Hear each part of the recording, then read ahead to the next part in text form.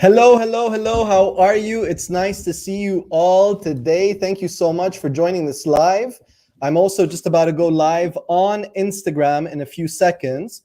I'm really, really excited. Today we have an incredible guest that's going to be joining us. She's a dear friend of mine and she has so much value to offer. But before we do that, I'm just going to pop on, double check my Insta thingamajiggy. Give me 1 second so that she can also join us on Insta. So here we go, setting that up. You know, it doesn't have to be perfect. So here we go, add details. I'm so sorry, having just a technical issue with Insta sometimes as this gets more and more complex in a second. So how you doing? I hope you guys are great. We'll be with you in just a second. If you're watching this as a pre-recorded session, you can fast forward for about 1 minute and then continue from there. And I should be able to go live, checking connection. Here we go, 3, 2, 1. Okay, so hi guys on Instagram. It's nice to see you all. It's a pleasure. I'm going to add to the stream. I just want to let Reem know that she can join. There we go. Okay, she just joined. Let me just make sure she is on this live session too. And 3, 2, 1. Waiting for you to join. Here we go. View request. Go live with Reem. And at the stream. Hi, John. Hi, Reem. How are you? Habibi, good? I'm doing good. How are you? Great, great. I'm just going to bring down the volume from my iPhone. Try to say something. All right. Can you hear me now? I can. I just wanted to make sure that there's no feedback loop, so it looks like we're good.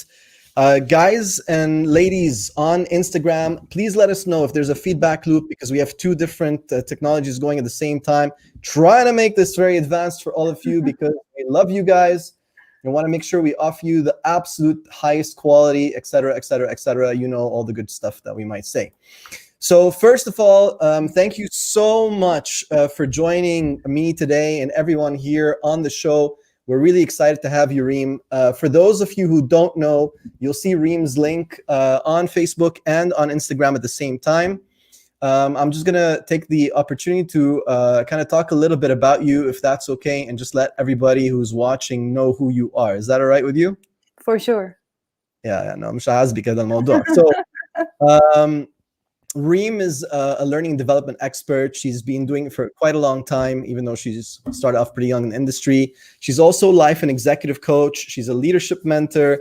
She's a public speaker and an altruistic human by heart. And I've had the pleasure, really wonderful pleasure of becoming friends with Reem from a while ago as we crossed paths. And she's currently residing in Canada. Where in Canada are you? I'm in Montreal right now. In Montreal. And let's tell everybody, what time is it in Montreal right now? It's 11:35 a.m. my time. I think it's 6:30 for you guys. Yes, it is absolutely 6:36 right now. Just taking a look at the comments on Insta. Some people, okay, there's a reverb when she speaks. All right. I'm sorry about that. Can you guys hear me well? Yeah, maybe. I was worried about the reverb. Your earphones are plugged into the computer, right, Reem? Yes. Not Insta. Okay. And is the sound on Insta the lowest possible? Mm-hmm. Okay. So there's a lot of people saying hello to you on Insta. I think you can see that too. Hi, everyone. Okay. Diana, is the reverb still happening on Insta right now? Can you all hear us well on Insta? It's echoing. Is it just her voice or my voice too? Sorry, guys, just be patient with us. Technologically, we're just testing it out. Is it echoing just her voice or my voice too? I'll test it out for you guys. Test 1, 2, 3. Yeah, guys, we know there are echoes on Insta, but is it just my voice or Reem's voice? So we know how to solve it, if you don't mind. Okay, so it's just Reem's. It's my voice. How do we solve this? I'm connected with my earphones to the laptop so we can be here, but at the same time, I don't have any connection on. The reason there's a reverb is because you're coming out on my speakers, so I need to get earphones. Give me 1 second. I think I saw this. Let me check here who is joining with us. Hi, everyone.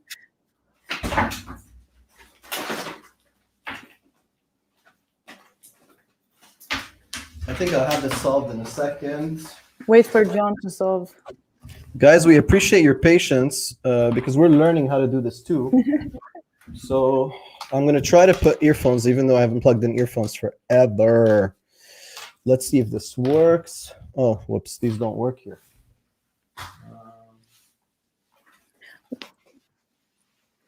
Let me try. I know everyone's being really, really awesome and very, very patient. It's just our first time trying multiple technologies at the same time. I mean, we're really broadcasting on Facebook, Facebook page, Facebook Live, on YouTube, and on Instagram. So we're everywhere. Bear with us. Yes, you cannot escape. Okay, try saying something, Reem. All right. Can you guys hear me well now on Instagram? Hi, Insta World. Okay, I can hear Reem really well. How do you guys hear me? Can you guys hear Reem on Instagram fine? I think you should be able to hear her fine now, right? Yeah. Can you hear me well? I'll do some testing for you. Yeah, I think they can hear you fine. All For right. everybody that's on Facebook and YouTube, can you let us know also thumbs up that you can hear Reem fine? Reem, would you like to say something?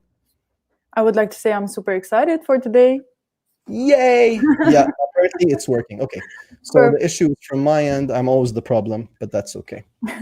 So, okay, guys, ladies and gentlemen, we are so happy to be with you today with our wonderful earphones and 17,000 pieces of technology happening at the same time. Just wanted to share with you what this topic is about.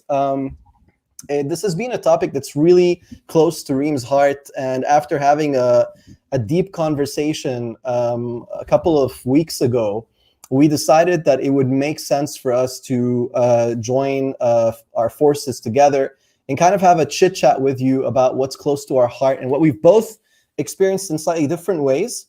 And so today's topic is about hope, faith, and career, and how all three have merged together for both Reem and I. So I'm going to take a few moments and kind of invite Reem to talk a little bit about herself, kind of get you to know a little bit more about her journey so that you have context for the questions I'm going to be asking her showing up next, okay? And so Reem, would you just tell us a little bit about you, just kind of a brief introduction, your age, what you've been doing, how long you've been doing this for, and so forth, just so people have a little bit of a context. I know you're very modest, but it's okay. We just want to give them something to connect to, if you don't mind. Definitely. Hi, everyone, again. So John already introduced what I do as a professional career. So as you all know, I'm a learning and development expert. I'm coming from a hospitality background, actually. I've worked most of my corporate life, most of my corporate work in the hospitality field. So that is something that most people don't even know about me that should be highlighted here. And the other thing is that I'm a life and executive coach, as John has mentioned. I love working with individuals on achieving any goal that they have put or set into their way, whether it is professional, whether it is personal. And you also mentioned something about me being a speaker, which is one of my passions. I'm part of Toastmasters International as a member, actively acting as a leader in 2 clubs. And at the moment, I'm really trying to work on improving my public speaking skills.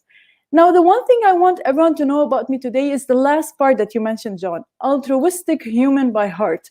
And what I mean by that is that naturally it comes for me that I love giving without asking for anything in return.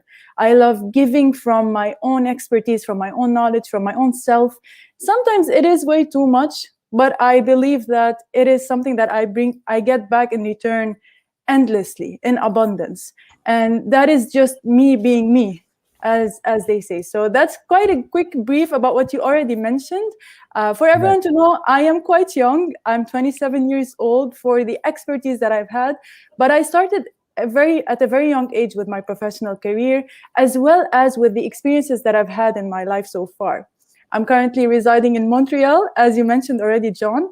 Honestly, I moved here ever since the explosion happened in Lebanon. So I was there when the explosion happened in August. And after that, I decided that I needed to leave. And that's how it happened that I came here. I would love to be in Lebanon at the moment, honestly. Yeah, we know your heart is with us as we are facing the current challenges that exist in the home country. But at the end of the day, I think there's always a benefit to everything that we do. And I think that brings us to the core of our topic today that we want to share with everybody, which is, what was that turning point? So when it comes to your career, you talked to me and you said, well, John, I think it would be so awesome if we could just talk to people and share with them what we experienced at the level of our faith and at the level of our understanding of God, and how that impacted our career. So what was the turning point for you that really let you realize the importance of faith in your career? And I know that you have a very strong faith, and that would be really nice to be talked about, if you don't mind. I'll tell you how it all started out. So as I mentioned, I'm coming from a hospitality background. So to everyone who's watching us that is in the hospitality sector knows what it means like to be a workaholic in that field. Yeah. You would work 14, 15 hours per day, back-to-back shifts. I'm pretty sure a lot of similar industries face the same thing when it comes to career. And to interlace it with the turning point that you're mentioning about, imagine that you're going down into a car very fast, like ultimately the fastest possible limit that you can go in a car, and suddenly you crash and you're not wearing a seatbelt. What is the consequences that you might face from that? That was the thing that I was going through in my career. I was going too fast, way too fast, without actually having the seatbelt that held me back. And the turning point from here is that I actually had a car accident in 2019, where it was a major car accident. My car flipped on its back. And I use that as a metaphor to say how at that moment I realized that I was going too fast without being buckled up. Now, when the actual car accident happened, I did have my seatbelt on, which protected me. But at that moment of the impact of the car crash, all I could think about was praying at the top of my lungs. I remember John behind the steering wheel, screaming at the top of my lungs that God will save me at that moment. And then your car was flipped upside down, right? It was flipped upside down. It was in the middle of the day. I was not texting and driving or whatever it is that people would think that would happen. Someone crashed into me and the car flipped. And from that moment, I realized that nothing really matters when I was thinking that my professional or my career life, or, I want to go fast and I want to get there fast. What really mattered at that moment was my faith. At that literal moment was the hope that I came out of this alive. That was the turning point for me. Thank God. So how did you, and when that happened to you, like when you went through that car accident and it shifted your perspective and you decided to rely and surrender completely to God in that moment, how did that translate there? So like what fears did you have when you decided to surrender, and why even surrender, if you don't mind me asking? For so long, I thought that I could take control. Like it was all me. I would take control of how my career would go, my life would go. And funny enough, you don't think that the professional life is something that you want to surrender to the will of God. You always think that, oh no, it's me who decides. But at that moment, I decided that I've been thinking to surrender in my personal life, in my relationships, and the negative things that are happening, let's say in my family or in my personal life. But why am I not doing it in my professional life? Why do I think that I need to be the one who takes control? Yeah. And that was the shocking, insight that came to me, that you don't have to take control of your career life. You can surrender in it as well. So, and when you did, was there a change? I mean, let's be honest. I mean, a lot of people might be listening to this and saying, okay, it's just a perspective. It's just a state of mind. What changed for you? At a fear level, at a functionality level, at a practicality level, at a happiness level? The first thing that changed for me was the expectations. That I always had a certain expectations of what will change or what will happen in my professional life. Let's say you're in a corporate and you're in the corporate world, and you've been working so hard and you're expecting to get, let's say, promoted to a certain position. You have these certain expectations from your boss that he's going to notice the hard work that you've been doing. But once Right. you decide that, no, I'm going to surrender the work that I'm doing to serve a higher purpose. And that was the thing that worked for me, is that whatever I'm doing is serving a higher purpose. Then I didn't have the expectations from others. I stopped having expectations that, oh yeah, I should get this promotion, I should grow in that certain position. And I started to actually enjoy the moment of me working, enjoy what I was doing at the moment, because it fed a higher purpose. That was the major change that happened there. That's incredible. That's incredible. I'm really so happy that you're sharing this, because we come from two very different worlds, very different backgrounds. And it's true that we have similarities very different, and yet both of us found peace and confidence in our Father, in God, and what it means to really surrender your life to God in every area. So just to put context to what we're going to talk about here and how we delve deeper into things, I just want to be, as always, very straightforward with everybody that's watching, because you guys deserve nothing. Well, you know me. This program is called Honest Conversations, and the idea is that I don't want to have any filters. I want to make sure that things are absolutely raw as they are. I've asked Reem to speak from the heart. You guys know me by now. I'm always saying what I think. And it doesn't necessarily mean it's right or wrong, but I can tell you from now that there seems to be a general theme with what happens to everyone when they truly invite God into their life. Okay. And I'm not talking about religion. I'm not talking about, for me as a Christian, going to church just because you were told to follow a specific ideology. And I'm not here to attack religion, because that's just not the path that brought me to happiness and to joy. When I say religion, it doesn't mean that if I'm Christian, Muslim, Jew, Hindu, I'm so sorry, I'm a Buddhist. I'm not going to go over all the religions of the world, but it doesn't mean that that's wrong or right. And we're not really thinking about the context of wrong and right. What we're really talking about is, in many aspects, you can tell, I mean, Reem and I have had the experiences of, going to programs like The Secret and The Universe and Power and Manifestation, all these things, this new idea of how energy is everything in the world, and that you find energy in everything. And I'm not against it.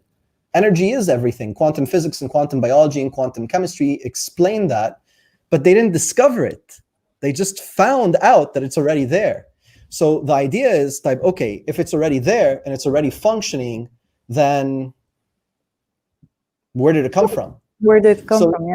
Yeah. So what happened is, at least from my perspective, after having spent around 25, 30 years almost on this question, about a year ago, almost from today, I had gotten to a point where my mind could no longer deal with that question.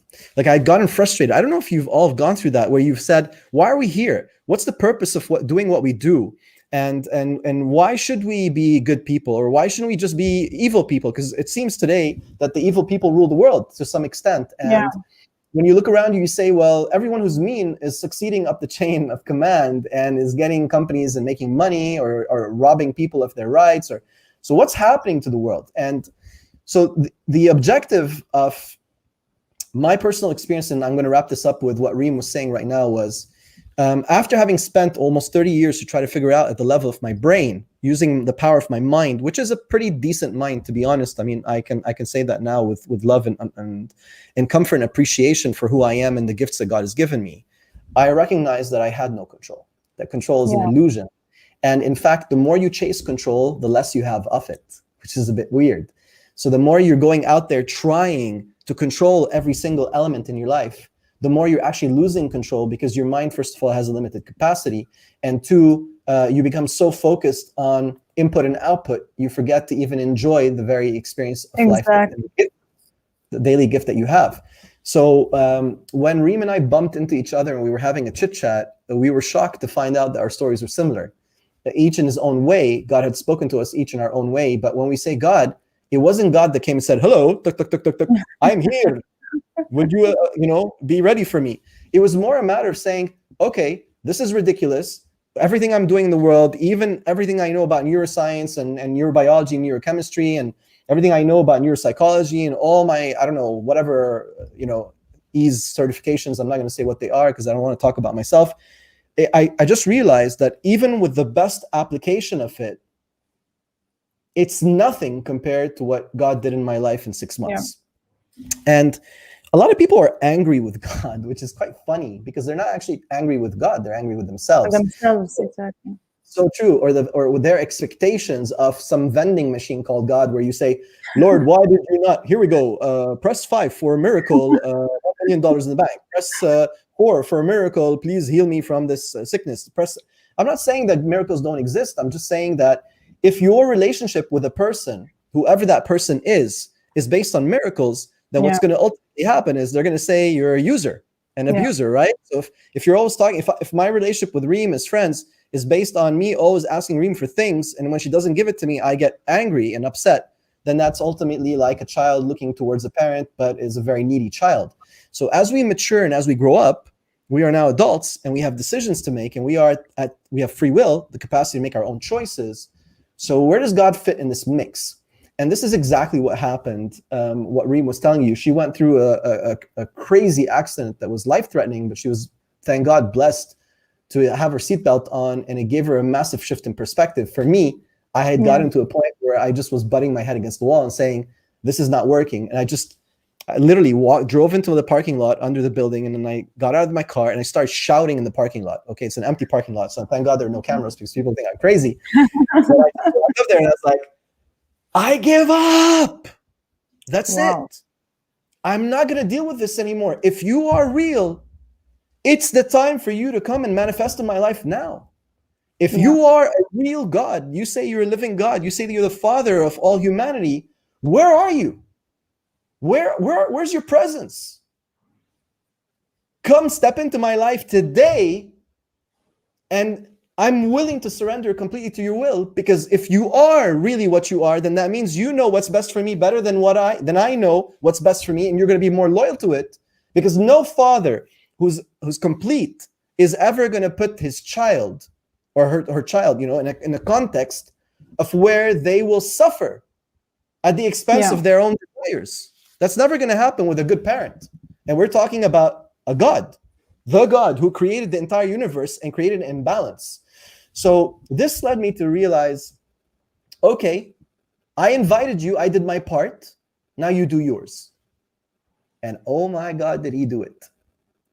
Yeah. And so this talk today is about sharing the joint experiences of Reem and I in this context. So what I'd like to do is throw this back to you, because I'm sure people are much more interested in what you got to say.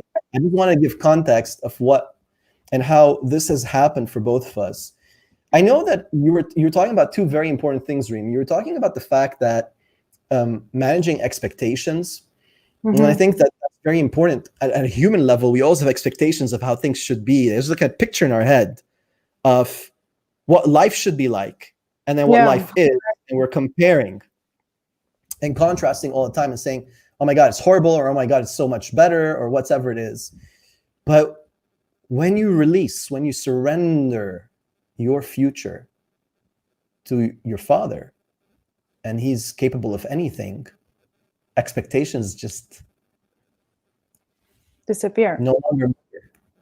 And I think that creates a massive sense of peace and freedom for you to just live your life in the simplest way.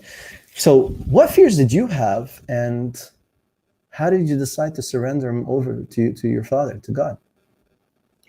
The first fear that comes to mind, because we were talking about control, we were talking about expectations, is the fact that I wanted it to happen the way that I wanted it to happen. So I wasn't ready to accept that things might happen differently to me. You see, for example, a lot of times when you do your own plans, and us as coaches, we always push people to put goals and try to achieve them and, get to where they want to get. But the whole idea is that the same example as the car for me was that I was the one driving the car. It was my choice. And thus the idea of free will, it is a choice. I am choosing to either surrender and then go where he might lead me, or to decide to just take on the steering wheel and take on the journey that I want to go for. And that was the turning point for me to understand that my fear was lying behind the choice itself. I was afraid to make that choice. The choice of actually believing that he will take me to the right road, he will take me to the right path, instead of me knowing better and knowing which path is the one that I need to follow. And once I understood and once I started to trust, I took on the steering wheel. It was me who was driving. It is always me who is driving, but it is him who's navigating it for me. So it's more like when you're driving on in your car and you have GPS telling you go left, go right. This is the path that you need to take. That was it. That was the change for me. And the seatbelt that I had was him protecting me, because a lot of times we are not capable with our own human hands to protect ourselves. And that is something you mentioned previously with quantum physics and how the world works itself. We are just one small part of an entity that is infinite.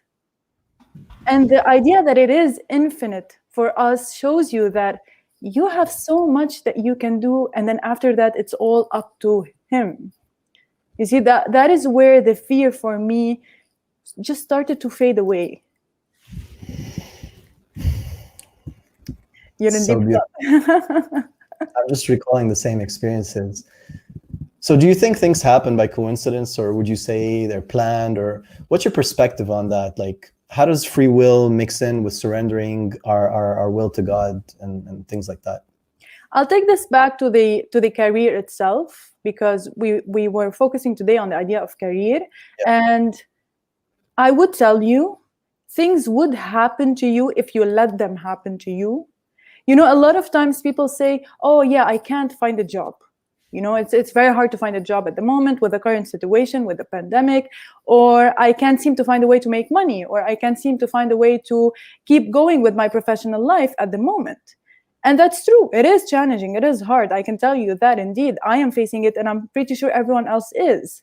But the difference here between coincidence and surrender is the fact that I put myself in the hands of God and tell him, I trust what you will bring onto me. And I will actually go and get it. So it's a mix of both for me. And yes, coincidence will happen, because if I don't act upon his will, someone else will. And that other person, whatever actions they might be doing, will reflect back on me, because we are all connected in a way as well. So I do believe that things happen for a certain reason once we allow them to happen, once we surrender for them to happen for us. And if we keep trying to take control, then our control will bring back consequences for the actions. It is us controlling that will bring back these coincidences, as you might call them. Why is this happening to me? Or life is happening to me. It is your actions that is causing life to happen to you. It's your words. It's really powerful stuff. I'm just thinking about what you're saying right now, and I'd like to do is invite everyone to have questions for Reem, if you don't mind. I mean, since we have the unique opportunity of having her with us right now, and while everyone's thinking about maybe what they can ask, I just noticed that. You were talking about surrendering and then taking control back and then surrendering. So it almost seems like, if you give with faith, if you give your life to God and then you surrender your career to God, and then you feel scared, so fear kicks in, then you take control again. So it's sort of like conditional surrender. And so what you're saying is, with conditional surrender, and please correct me if I'm wrong, you kind of bring back the messiness of our humanity into it. So either just surrender completely or try to do it on your own until you realize that it's best to just surrender completely, because that's where you're going to get the best outcome. That's very true. What I want people to understand is that when we say surrender, it doesn't mean lack of action, because I noticed some people were asking about that. It doesn't mean that you don't do anything and you sit there and you're like, oh yeah, God will find a way for me. I'll just sit here until he finds it for me. Right. He will be sending you signs. He will be sending you things for you to see. So you need to open up your eyes to surrender. Surrendering doesn't mean like sitting down and what we understand, like just chilling and waiting for it. Surrendering means opening my heart, opening my eyes, and opening my mind to see things differently, to hear things differently, to sense them. And that is what we mean when we say we surrender, and when we want to hear what he has to say in our life. And then we will have to do it. Again, I give the example of me being behind the steering wheel. It's me who is driving, but I am driving with his navigation, and that is the total surrender. And you're absolutely right on that, because if we try to take back control again, it's like you're telling the GPS, no, you're wrong. I know the right path. I know how to get there. I know the right direction. You might end up lost. And this is a supreme GPS we're talking about. Yeah. I can see a lot of amazing comments. I mean, Reem, I can tell a lot of people are just connecting to you and saying generally how beautiful your soul is and how beautiful you are as a human being. And God bless you for that. We see Perla saying exactly, it's hard work plus faith. I see a lot of smiles. We cannot depend on prayers alone. We are connected only by energy. Recent studies say that our DNA can affect the universe. Absolutely. And that is part of the power that God gave us to manifest things in our life. And so this is where things like The Secret become a little bit confusing to people, because they just tell you, sit back. And I'm not criticizing The Secret. I'm just saying people understand it as the context of just sit back, imagine there's a car in your hand and don't do anything and it'll just fall on your lap. Well, we all know that doesn't fully work. It doesn't work that way, no. No, it doesn't. I'm also saying, Luna's saying, take action, see the intention, trust in the process by surrendering and not being attached to the results. It's co-creation. And Leia's saying it's surrendering the ego and working from the heart with him only. And then Elia's saying, I honestly feel that we don't need to work hard to achieve. We just not need to let it be with the feeling that we're going to reach it. A beautiful way of explaining it, Reem. You cannot manifest the mind and the ego only from the heart. And I'd like to just share something very small, is when my mind got to a point where it felt that it could no longer deliver the results that I was looking for, and I surrendered, the surrendering did happen from the heart. Yeah. And it was a heart-to-heart conversation. And what I realized is that anytime I try to communicate to God from the mind, doesn't really work. When I communicate from the heart, so speaking, you're still using the mind in context, but there's an alignment between your heart and your mind. It seems that that's where God resides and where he likes to communicate from. So it's sort of like you have a telephone, you bring it up to your phone, but instead of talking to the microphone, you're talking to the camera. That doesn't make sense. And I see Alina saying you need to practice The Secret. Lubu Tajidu from the Bible. Yeah, well, it says it in the Bible and so many other beautiful books of God. So I think this is such an important topic, especially in today's time, because people are afraid right now. There's a lot of fear in the world, a lot of concern, a lot of insecurity, a lot of unknowns. And in these very turbulent times, one says, how do I ensure the safety, sanctity, wellness, and goodness of my family's life and mine, and how do I keep moving forward? So what day-to-day things do you do? Like, do you have any habits or practices or little things, those little cute things that you do between you and God as this relationship has grown, that you tend to do on a daily basis that help guide your career and help guide your choices? That's an interesting question you're asking here, John, because not long ago when I was doing my master's, we had this leadership course that they asked us, what are 3 things that you cannot get a day by without doing? So 3 top things that you have to do every single day, you have to do every day. And to my surprise, when I sat down and I thought about it, the very first thing that came to my mind, and I'm going to be very honest with it, was talk to my own mother. Because for me, I had such an importance to connect with her, and she's my best friend. I'm always close to her. God But bless. when I was thinking about that, I was thinking, why did I choose that, the first one? It was because God was calling through my mother. Whenever I would have the conversation with her, is that I would feel that I'm connecting with him as well. So I want to tell people that you don't have to actually go to church or go to whatever religious sanction it is that you have to in order to talk with him. Sometimes he will talk through people for you. Yeah. And so the other thing was that on a daily basis, I cannot end my day without giving grace and thinking about the things that I am actually blessed and grateful for.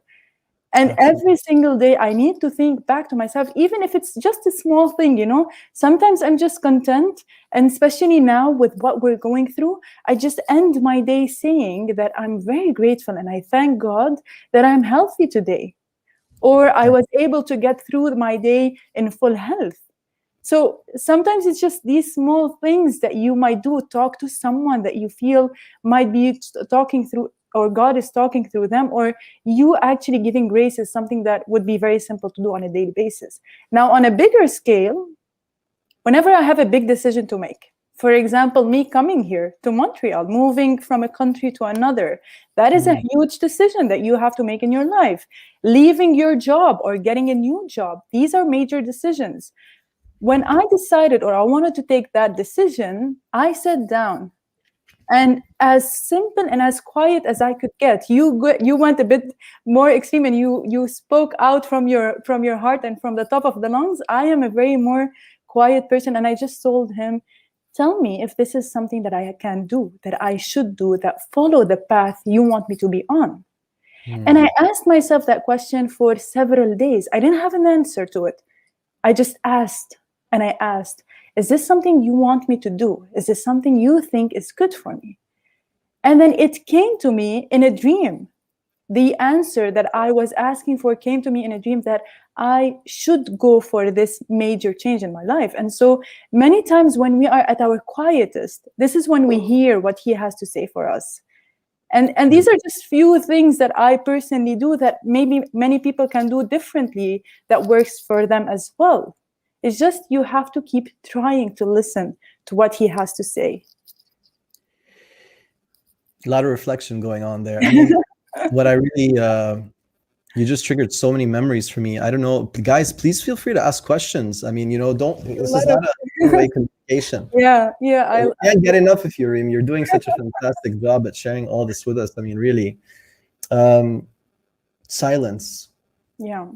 I think silence is a very powerful one. Being just present, setting time aside and being present with God, and just saying, I set this time aside for you, Lord, and this time I quiet my mind and I just ask. And your question was so simple. It wasn't this complex question like, Lord, please let me know what the situation must require for us to achieve the competencies of the whatever. It was more just like, I'm here, my heart is open, my mind is open, I'm in a state of surrender, and is this the right thing for me to do? Exactly. I've gotten that too. I don't know if you guys have gotten dreams or having your parents talk to you, or even friends or loved ones. Yeah. And we're not saying don't go to church or don't go to the masjid or don't go somewhere else, because these are all places of worship, and each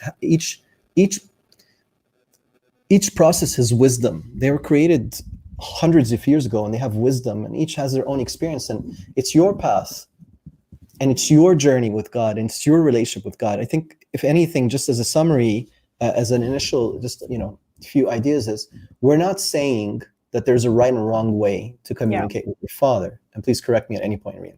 What we're saying is, take the leap of faith. Start the conversation. When things are difficult and when things are great, start the conversation. Just say, if you're here, I want to get to know you. That's the biggest compliment you can do for any person.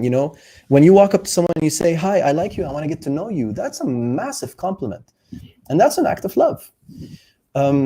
There's a friend of mine, Joelle. She is also a coach, and she taught me something that I thought was very interesting. And I was telling her also, she was one of those individuals who has surrendered her life to God. And I said, Joelle, what do you mean surrender your business to God? And she said, well, I wake up every morning and I say, Jesus, You're the CEO of my company. What should I do today?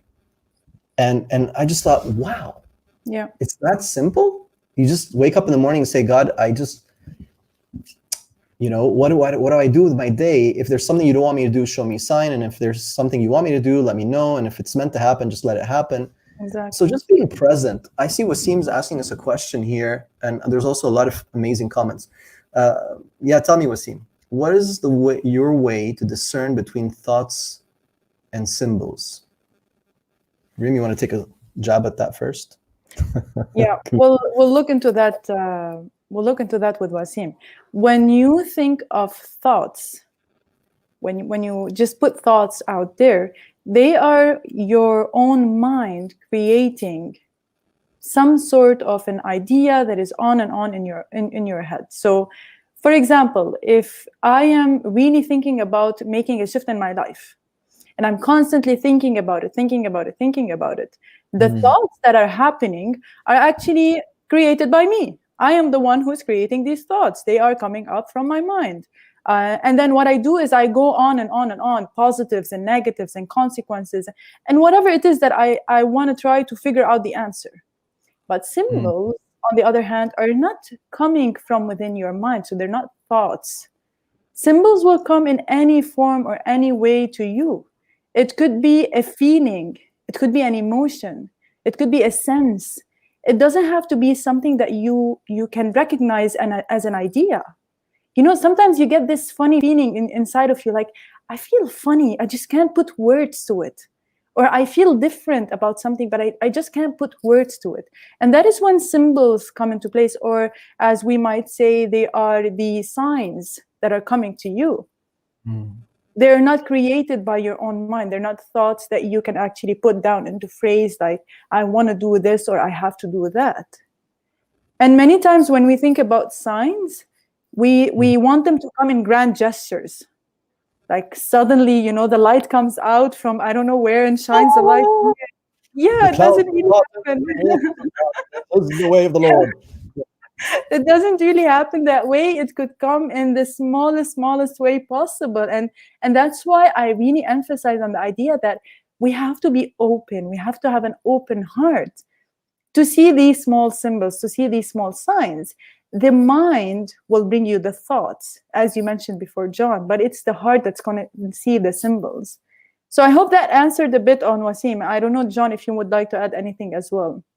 And just a bit, because you're getting a lot of questions here, and I think they kind of all interrelated in a sense. Yeah. I mean, May saying, if something strange happened in my life and I don't know what the wisdom is that God wanted me to learn about it, and a long time has passed, and I didn't know the wisdom, what should I do? And I think that was partially answered. And also, we have Stay Positive Lebanon, who is also an amazing person, just said, Jesus spent 40 days in silence to be able to hear God and do God's will.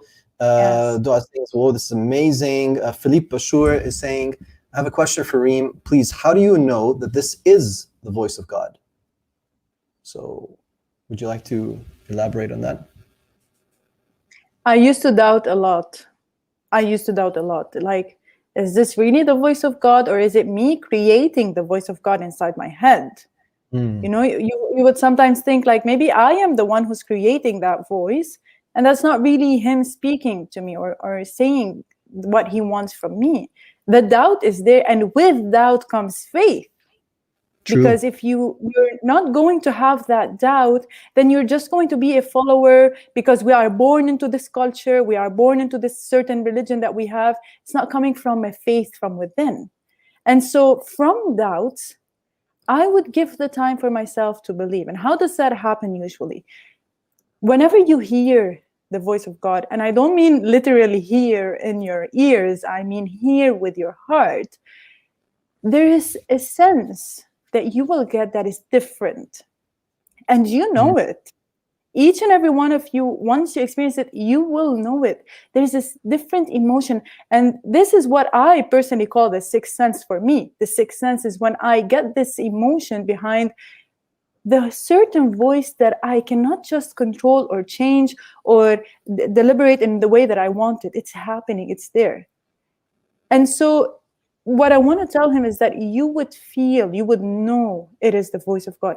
And the doubt that is happening to you will even make your faith stronger. It would even put you on a stronger path towards believing. And what I can tell you is do what John did. Question him. Tell him, is that you asking me? Is that you that is there? Show me that it is you. Help me out here. Do what he did. Now, don't scream in your car. but ask for him to come and to show himself to you. With the right attitude, I truly believe that you will be able to see it. You will differentiate it. Thank you so much for that.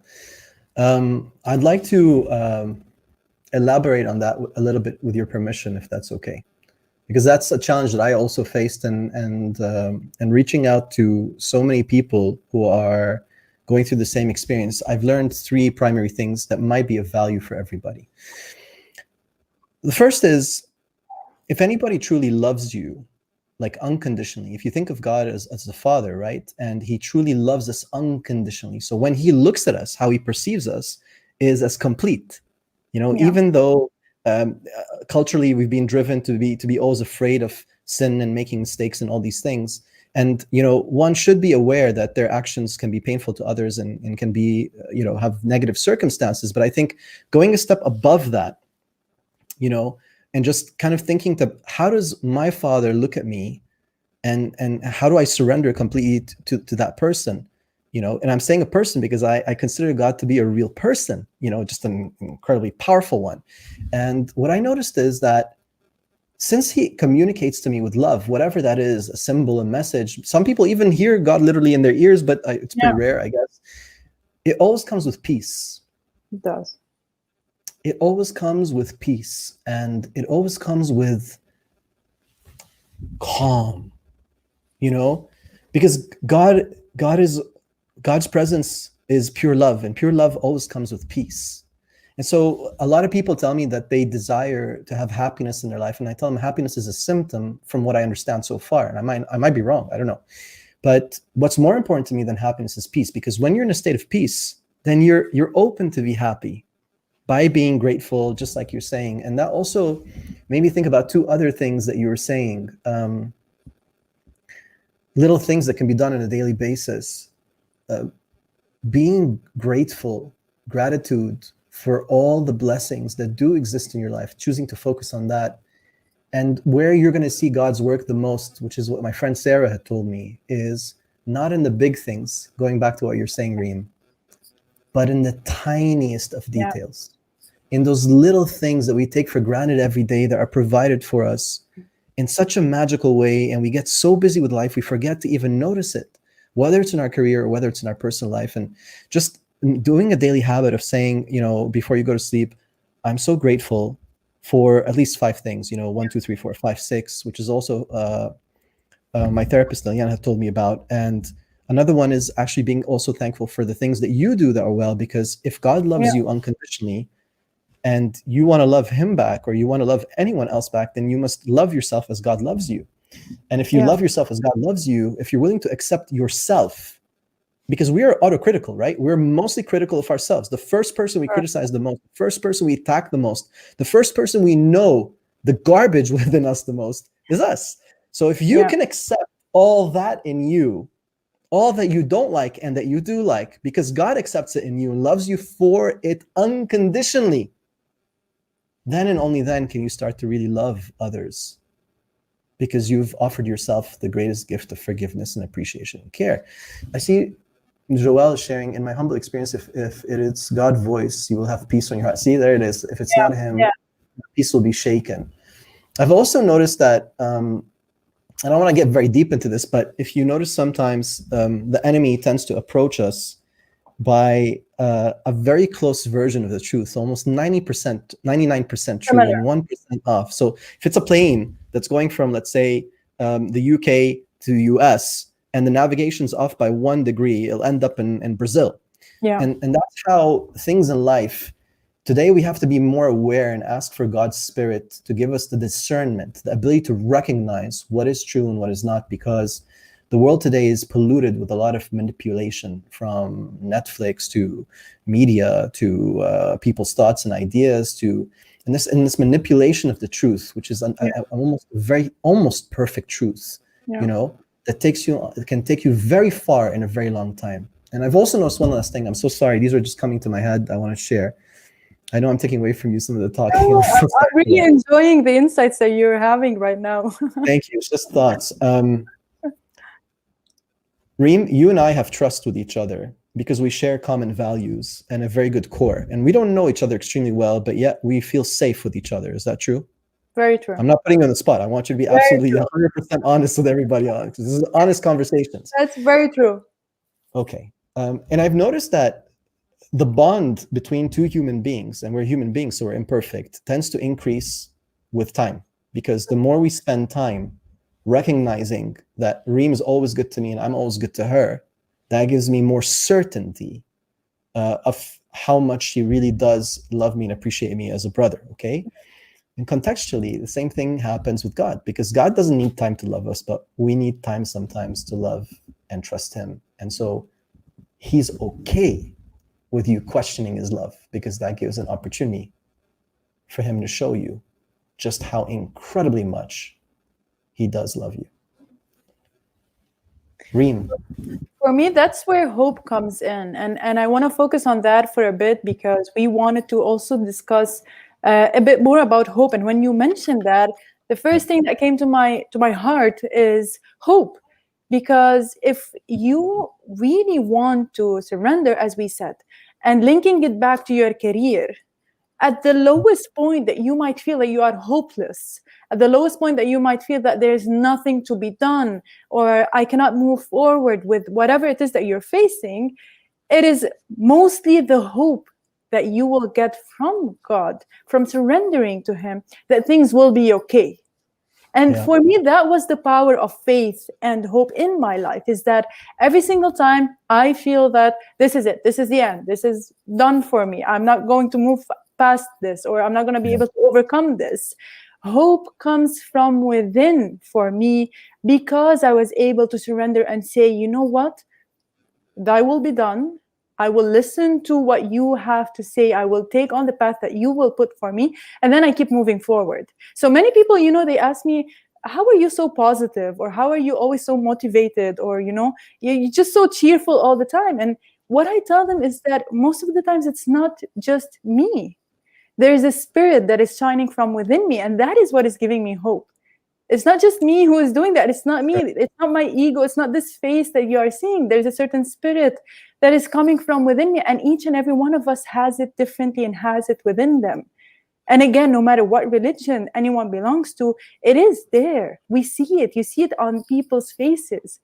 And so hope for me comes from the idea that when I have faith and I know that I can surrender and I know that I am going to go on the right track, but I am the one driving. Remember, guys, you're the one who are driving the path. You're the one behind the wheel.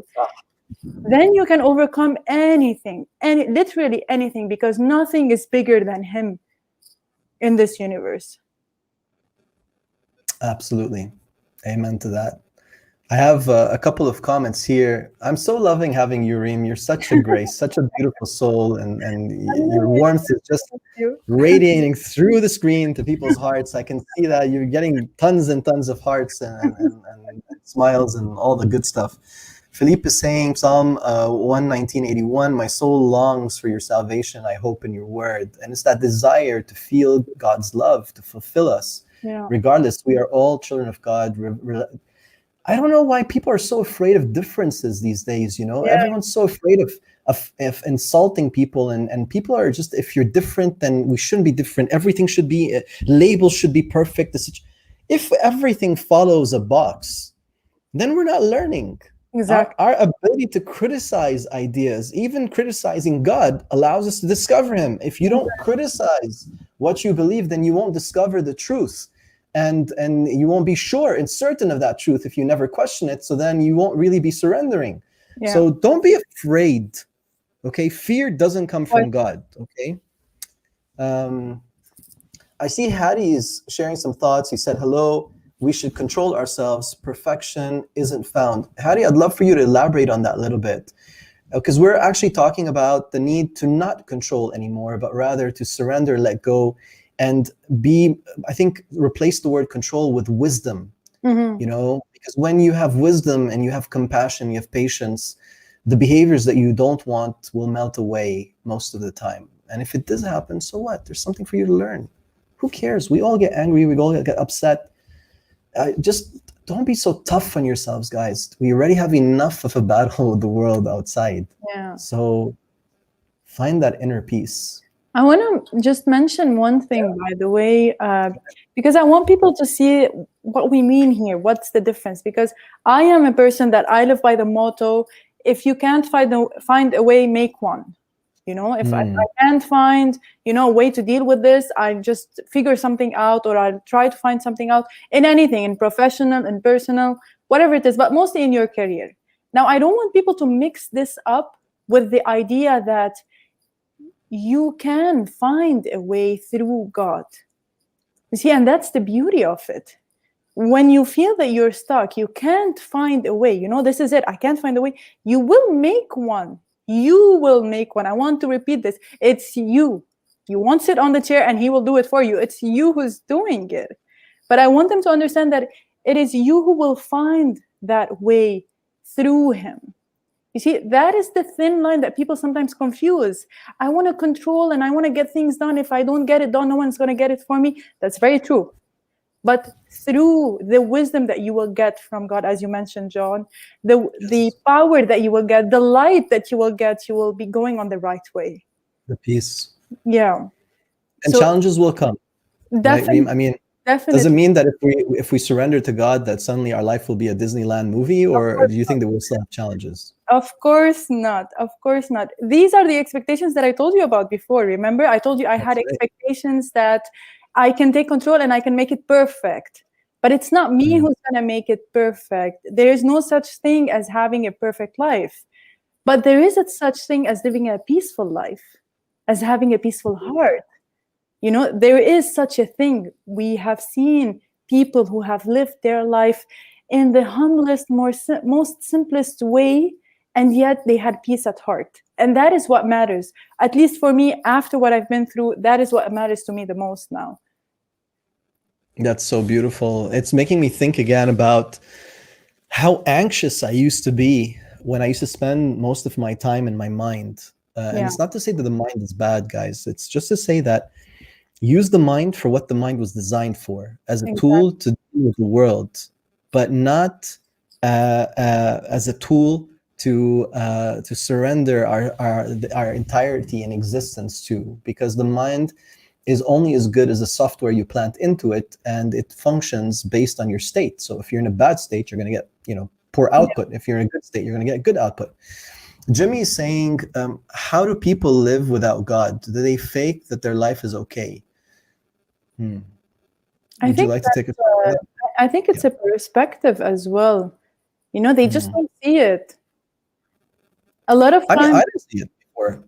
Yeah, a lot of times if you don't see something, you don't know that it exists, it doesn't really have that impact on you directly, because you don't know that it is there.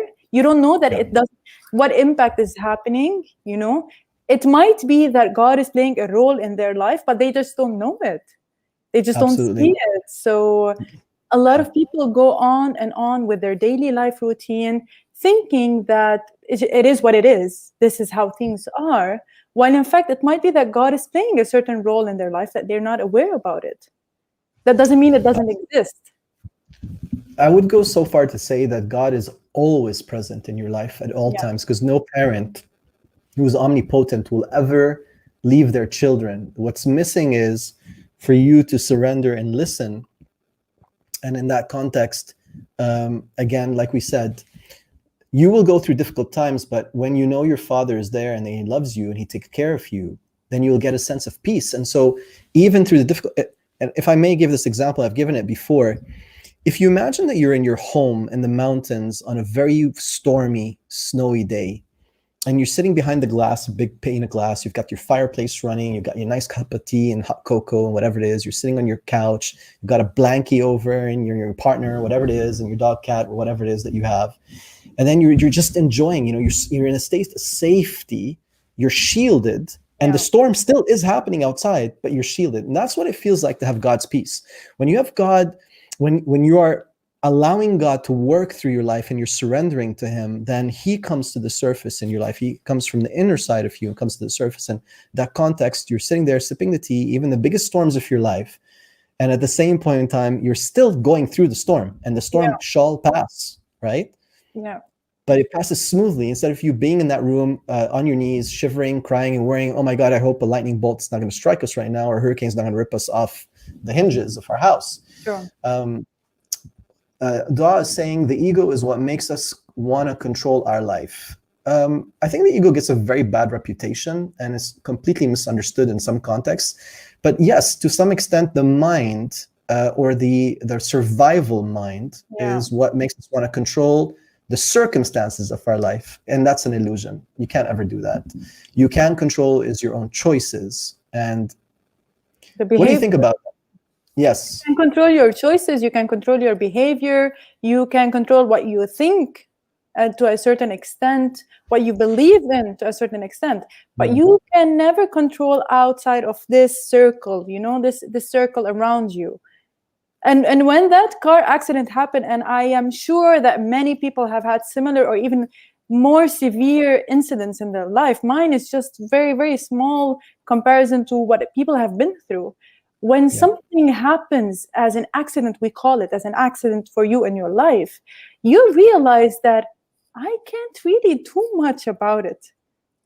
You see, you really come to realize that no matter how much I try to control this, no matter how much I try to think about it, or whatever I think that I can do, there's only a small percentage that you can actually do on this. And that's okay. Don't freak out. It's okay, guys. The whole idea about this is that once you come at peace with this, once you understand that, all right, there's 100% to be accomplished, there's 100% to be perfect, I can do the 20%, that is my part, let's say, and there's a whole lot, 80%, that is not up to me, but I'm okay with it, I understand it, I accept it, I love it, I care for it. And so there's one thing as well, by the way, on this example, is that when you give to others, you are collaborating to that 80% for them. So imagine how much of an impact you can do to the people that are around you, that they cannot control, but you can control. And that is what you can control. You can control the impact that you have on the people around you, your environment, your surrounding.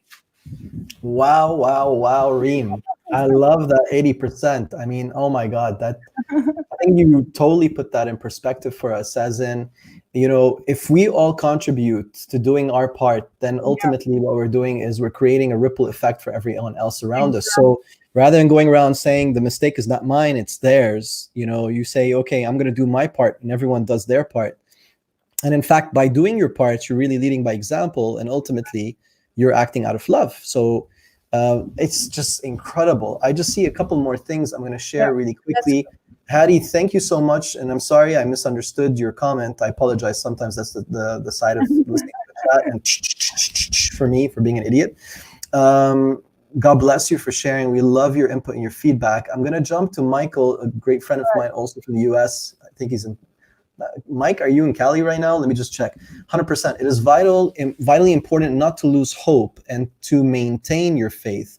At one particular low point in my life, I didn't vocalize it, but I was alone driving home, and for a moment, I wished I was dead. At that very moment, a tow truck ran a red light right in front of me from the left, nearly taking me out. Wow. Like you said, God performs his works in the small, subtle ways, but he's not the only one listening. Be careful for what you wish for. Wow. Some deep stuff there, brother. Thank God you are. Alhamdulillah, salame.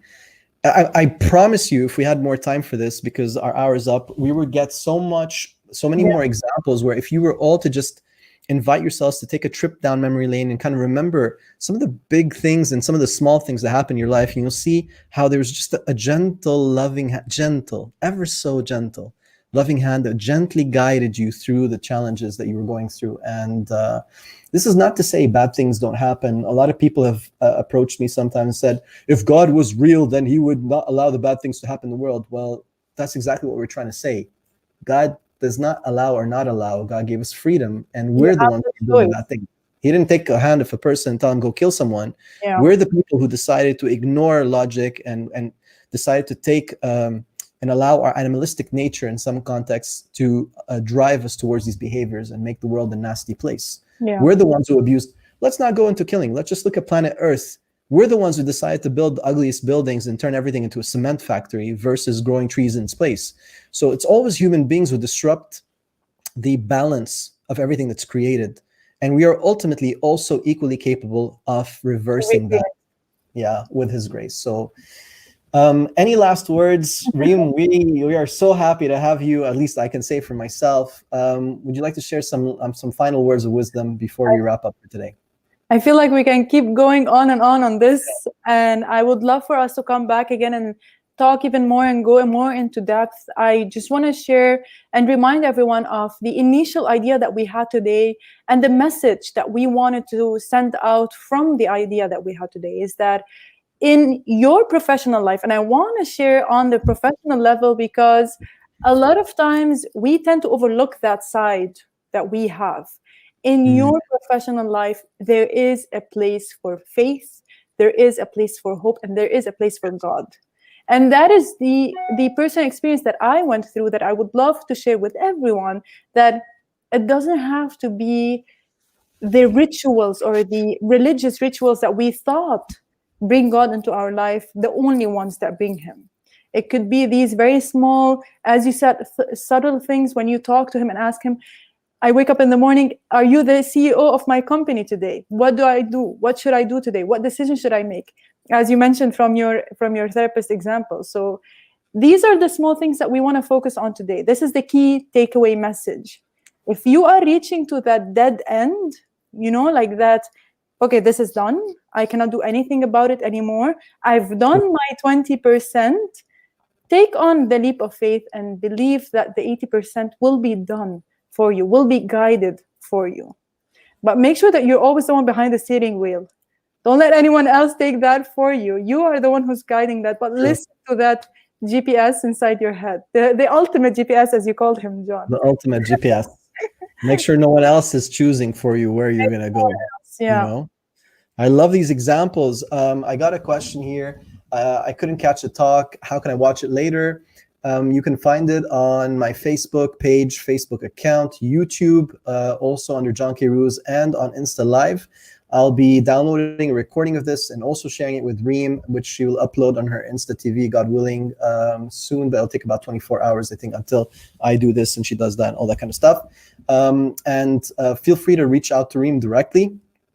If you feel that you resonated with what she said, please follow her. She is a beautiful soul and amazing person.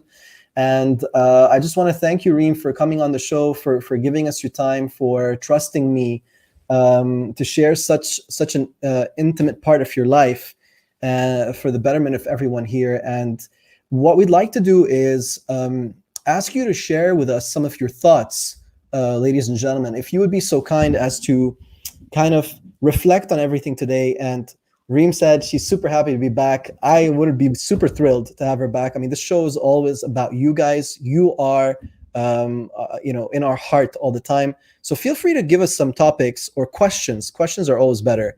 Real questions about what you want us to support you with or share or reflect on all together. And we're always happy to do that. All right. So wish you a beautiful weekend. God bless you. Reem, thank you so much. Thank you very much. It was a pleasure to be here. Thank you, everyone who participated. It's really a pleasure. Everyone's saying, I see a lot of comments saying, thanks, Reem. Thanks, John. Thank you so much, Naji. Really appreciate it. Thank you, Reema.